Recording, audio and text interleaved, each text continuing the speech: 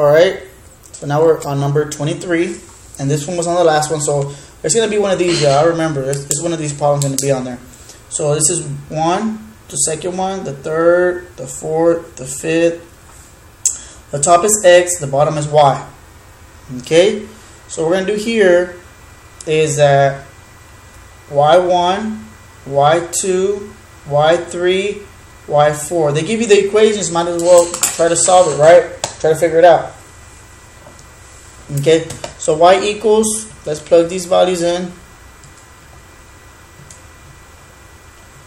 Okay, so we're going to plug in y1, we're going to plug in 0.75x minus 1.25, and y2, we're going to plug in negative 0.25x minus 0.25, and y3, we're going to plug 0.025x minus 0.75,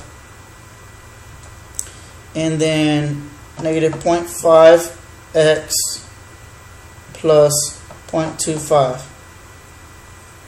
right? So we got 1 enter, 2 enter, 3 enter, 4 enter, 5 enter, right? So then 1 is negative 0.5,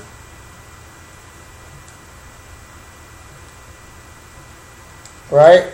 And then 2 is negative 0.25. I mean negative 0.25. This is 2.25, right? I'm pretty sure I can see it, right? I have to zoom it in. That's good enough. All right, 0.25. So that means that's not it, right? So we can cancel out A. Let's try y2. y2 is 1, it's negative 0.5, that's good. 2 is negative, it's not negative 0.75, it's negative 0.25. So y2 is out of the question. Let's try y3. Negative 0.5, 2 is going to be negative 0.25, 3, 0, 4.25, 5.5. So then y3 is the answer. Because over here, 1 is already negative 0.25, so that's already wrong. Because 1 is what? Negative 0.5, right?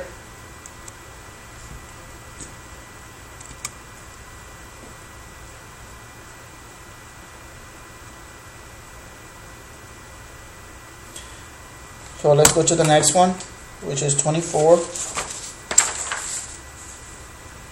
A lot of people see that this one, they're like, oh man, this is tough. But in reality, it's not, right? Solutions. Remember, y'all? I taught y'all solutions, zeros, roots. What else is it? X-intercept. It's all the same thing. We're going to plug in these x values. They look a little funny. Into this equation. And see which one gives us a what? Y0. First, remember I taught y'all to always, it's too bright. Or maybe it's how it's supposed to be. Yeah. Alright. So remember I taught y'all, bring everything to the side that's x2 and leave this side as 0. Right?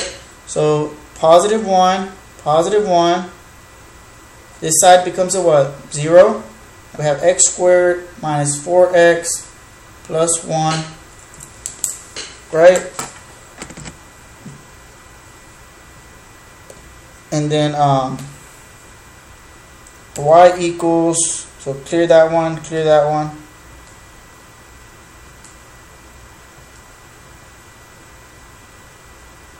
So open parentheses, negative 4 plus square root of 20, right? Divided by what? 2. You see how I did it? Negative 4. I put parentheses because you want to divide the whole thing on top. And then I put, so then it's divided by what? 2?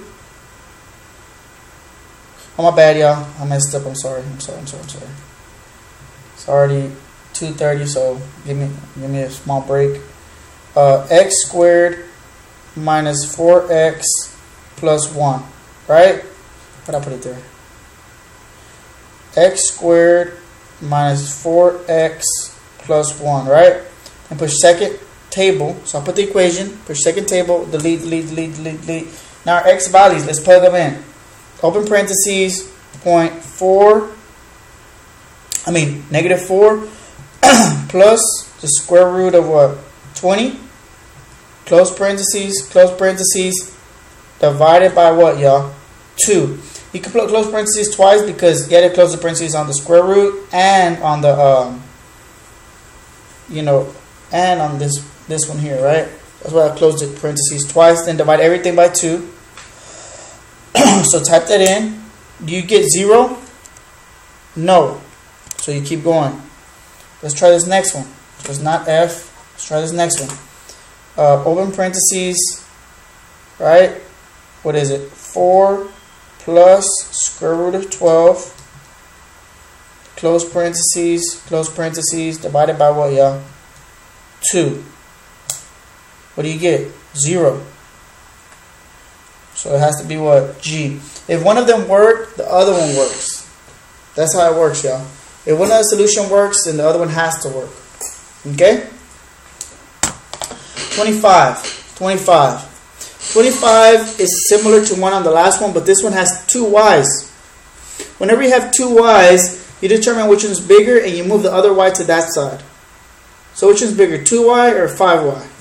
Good, 5y. So we're going to say minus 2y and move it to the other side.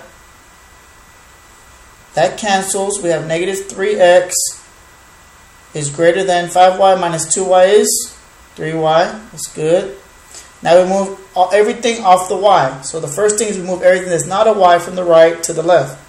So this is this positive 9. So minus 9. That cancels. We're left with 3y. We cannot combine these. This is an x and this is a number. So negative 3x minus 9. We want to remove the 3 from the y. So we divide everything by 3. Right? And that's going to be negative. All this cancels. So negative x minus 3. Right? So y is less than because the arrow is pointing to the y. So that cancels. That cancels. So you see how these two are negative? So that means we're going to do what? It's going to be D.